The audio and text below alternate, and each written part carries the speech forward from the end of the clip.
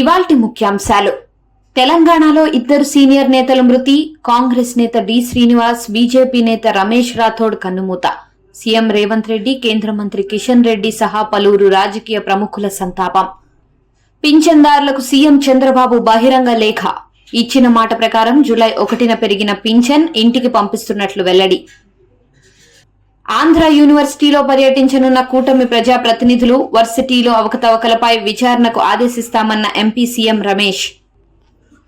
పోలవరం ప్రాజెక్టుపై బహిరంగ చర్చకు సిద్దమన్న మాజీ ఎంపీ Margani Bharat. Spillway, spill channel, hydraulic gates, lower, upper coffer డ్యాంలు వైసీపీ ప్రభుత్వంలోనే నిర్మించామన్న భరత్.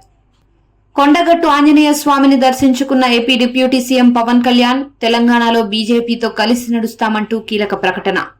వరంగల్లో పర్యటించిన సీఎం రేవంత్ రెడ్డి. గ్రేటర్ వరంగల్ అభివృద్ధిపై ప్రజాప్రతినిధులు, అధికారులతో సమీక్ష.